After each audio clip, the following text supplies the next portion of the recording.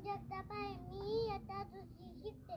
मी आज तुम्हाला सावित्रीबाई फुले यांचा बालपणाविषयी माहिती सांगणार आहे. सावित्रीबाई यांचा जन्म सातारा जिल्ह्यातील खंडाळा तालुक्यातील झाला. हाच दिवस आपण बालिका दिन म्हणून साजरा करतो. वयाच्या 9व्या वर्षी त्यांचा विवाह झाला. नाव आलिशा शेख आहे. मी इयत्ता दुसरी शिकते. आताच माझी मैत्रीण स्वरा हिने सावित्रीबाईच्या जन्माविषयी माहिती सांगितली. मी तुम्हाला सावित्रीबाईच्या कार्याविषयी माहिती सांगणार आहे. सावित्रीबाई या पहिल्या महिला शिक्षिका झाल्या. त्यांचा हा प्रवास सोपा नव्हता. अनेक संकटे व अडचणी त्यांच्या मार्गात होत्या, पण त्या घाबरल्या नाही, डगमगल्या नाही. उलट कर्मठ लोकांची विरोध असताना सुद्धा त्या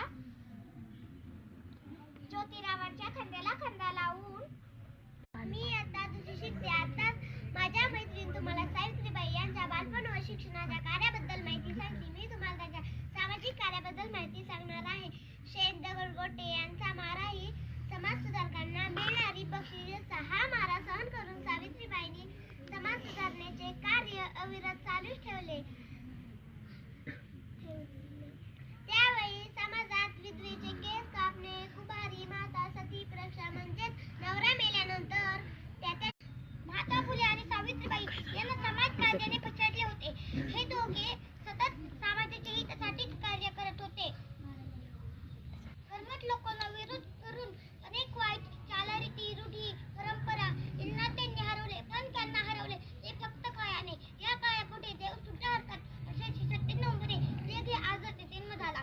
या आजारात लोक एकमेकांना हातही लावत नसे, कारण या रोगाचा प्रचार फार लवकर होत असे. आणि मी सावित्रीबाई फुले यांच्याबद्दल सांगणार आहे. शिक्षणाच्या स्वर्गाचे दिवे उघडलेदार ती सावित्री आज जगाची शिलेदार. समाजाला जिने दिली ज्ञानाची सावली धन्य ती क्रांती ज्योती सावित्री माऊली. आरव दिगंबर तुपेरे. मी आता दुसरी शिकतो. माझ्या शाळेचे नाव आहे जिल्हा परिषद प्राथमिक फकराबाद. माझे विशेष आहे सावित्रीबाई फुले.